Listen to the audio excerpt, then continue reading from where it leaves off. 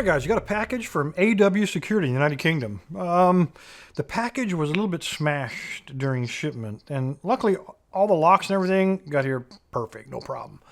But the second most important thing, the chocolate, two of them came in perfect shape, and one of them was actually crushed and ripped open. Their pieces of this were just all over everything. So some of it might have gotten into some of these locks. I think I shook out most of the little pieces. But anyway, what do we got?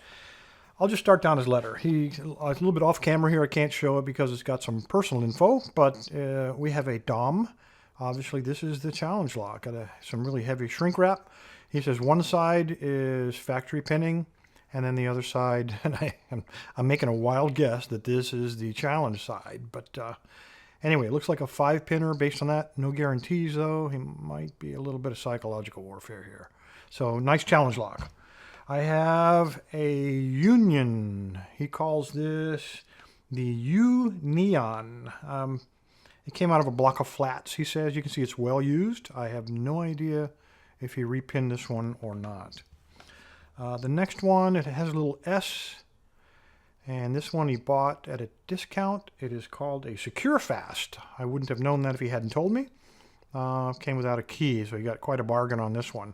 Again, I doubt that this one is pinned up as a challenge lock either.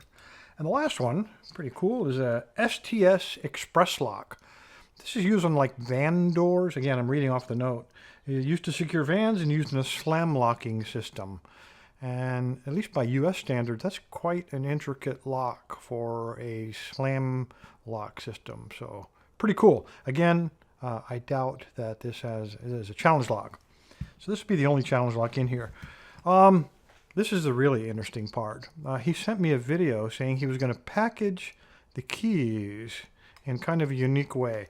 This is a 3D printed box, and I actually watched the video. I saw him printing the green part, and then he inserted the keys, and then printed the lid on this little coffin. You can hear them rattling around inside of there. So search Google for Portunus. I'm trying to see, here we go. Instructions on how to open it. Now this is a sealed box. It's 3D printed closed and not going to be getting in there. So I would imagine right where either the white and the red join or where the red and the green join, probably take a knife and split it open and we'll be able to get a look at the challenge key. So let me go ahead and get off camera, find my vise. It's on the other side of the shop. Clamp this dude up and let's see if we can't get it picked, and then we'll worry about getting inside the coffin. All right, guys, this is actually my second attempt on this lock. First attempt largely failed because I think I had the wrong tensioner. Let me show you what we're working with here. You can see I've already got the marks on there, but I tried using top of the keyway tension, a little serrated tool that I often use, and I think that was probably not the right choice. So I'm going to try this time bottom of the keyway, and this is the medium one with the white. And I think that will fit there just like that. The other thing is I broke one of my rare elements 13,000th picks. So with this keyway, it does constrict a little bit with, this is my 15,000th. I'm probably, in fact, let me try a medium hook. Probably going to go with this guy now. I did try it at the end. It gets snagged up in there, but I think anything smaller than 15,000ths, I don't think I'm going to have a whole lot of luck. All right, so there's all my excuses stacked end to end, and the maximum effective range is exactly 0. All right, let's try it. Let me zoom in. And let's see what we got. All right, I'm going to start in the back, so I'm just going to slide it all the way in. Then apply a little tension, and let's see what we got here. I did check it. It is a 5-pinner. Feels like a 5-pinner. Okay, that was pin 3. Got a little click out of him.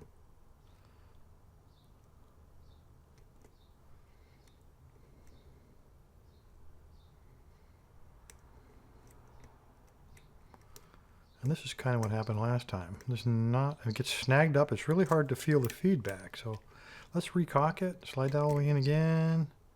Get in there. All right, try to get in there. Try it again. Find that last pin.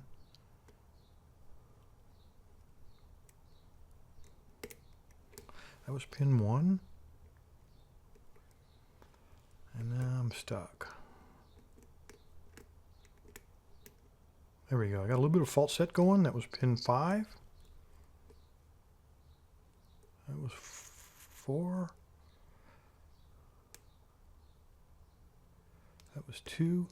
Oh, there we go. Oh, very deep fault set. Come out of there. That's not quite it though, man.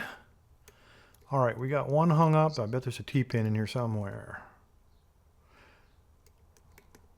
And there he was, pin 2. All right, there we go. Let's let me back this out. It was a lot. Once you get the right tensioner and the right pick, I guess things go a lot smoother. And that is definitely what happened here. All right, I do have a key. Let's go ahead and take a look at the key, just in case I screw that up. All right, so we got this cool sealed 3D box. And I would be willing to bet, let me get a knife. I would be willing to bet that if we put this right between those two, let me get my finger out of the way here. Maybe. All right, let's try it like this. Let's not do that with a folding blade. Let's try this guy. He's a little sharper on the tip.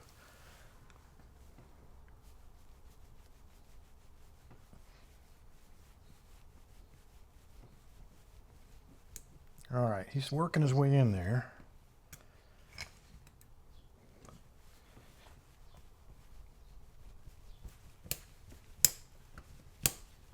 Come on.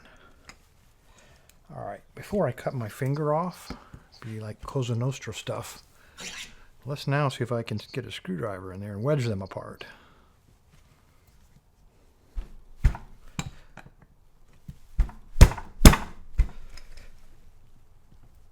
I'm not sure it's supposed to be this hard.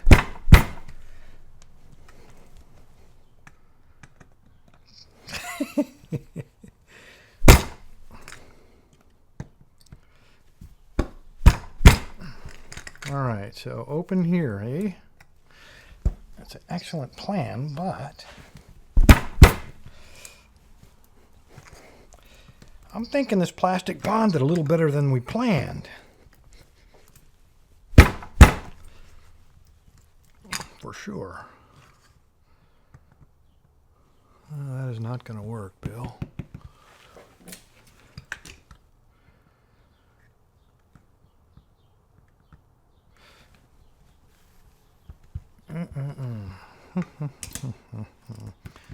I don't want to beat on my knife. I'll tell you what, I'll beat on this old thing. I'm going to put him right here. Take a hammer. Give him a lick. There we go. It's like splitting the log. Maybe.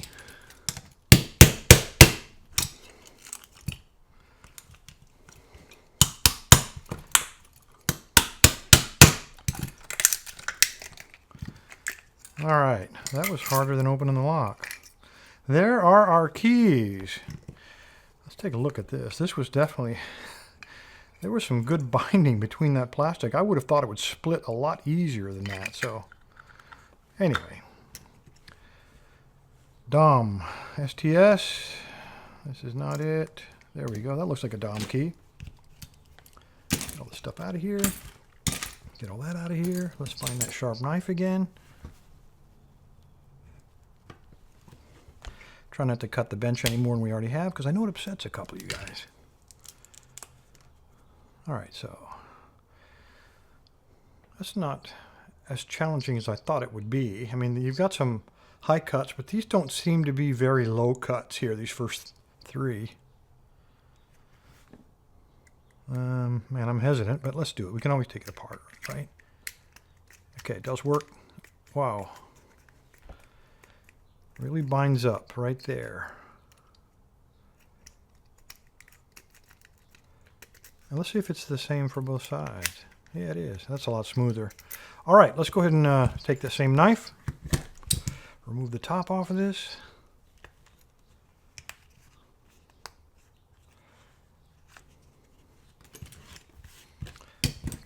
out of here. Get the Jeep grill in here. And see what we have. This is only finger tight.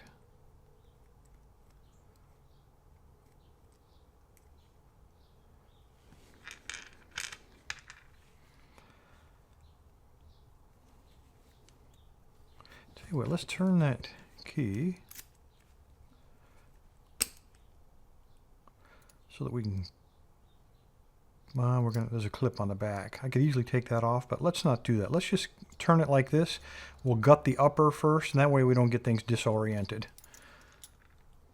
Because I have certainly done enough of that. It looks like a double pin down there stuck, or double spring, and he's stuck in the threads down there. Come on, come on. He wasn't a double. He was just jammed up real good. Oh, wait a minute. Yes, he was a double, too. All right, let's see what we got upstairs. It is a standard, but it's a small diameter pin. This looks like one of those really crappy spools that came out of a Chinese padlock. This thing is mangled. Smaller diameter than you would expect. All right, number 2.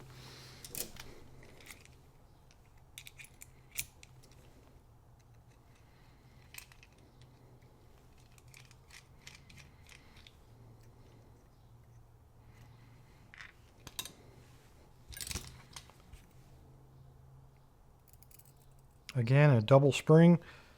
Pull 2 of these guys out. These little steel springs stick into my tweezers. And, okay, we got another standard. Again, it's a smaller diameter than the hole itself. A lot of flopping around in there, just to make sure. All right, number 3.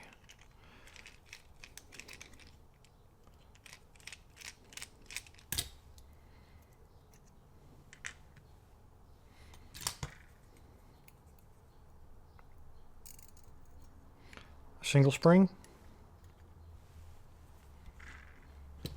Turn that down just a little. Try to center that a little better. And, okay, there's our T-pin. And that tip of that is off-center, wobble. I did not put that much tension, I promise. I give you my word. I did not do that.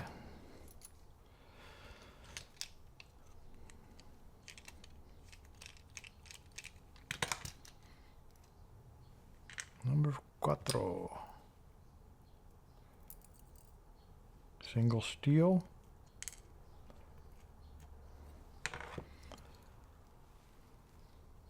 Another standard.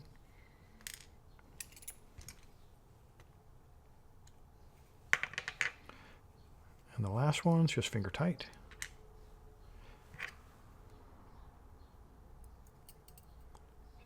Single copper. Wait a minute. Yeah, just single. And we have a homemade, very rustic looking spool. And that's the way he was in there. All right. Let's see what we got on key pins.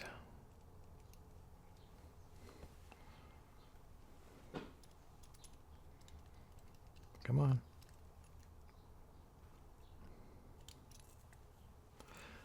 All right, we have a commercial spool, steel pin. Actually, I think that's a nickel coated. Number 2. Homemade. Oh no, that's also commercial. That's a little torpedo. That's very nice. Looks like the top of that is actually serrated. I've never seen one like that before. Third one. Another torpedo. This one's nickel plated, and he's also a torpedo spool. Number 4. Now it's going to get a little shaky. All right, let's get number 5 out. He was looking like he wanted to come out, whereas number 4 didn't seem like he wanted to. There he is. That is a T-pin. And if you take a look at that, neither side of that is pointed like a key pin. But I believe he came out like that. All right, last one, number 4. And there he is. It is another one of these little... No, it's not. This is another homemade T-pin. I'm going to call those serrations, but I think they're just machine marks or file marks. All right, there's the key. You know, I am going to go ahead and take this off of here. There may be something on the core because it turns really rough. I think the reason it's turning rough is because that washer in the back there is not round. It's a little bit out of round, so it's pinching when it reaches a certain point. But I will try to take it off. And the way I'm going to do that is the bill way. Force.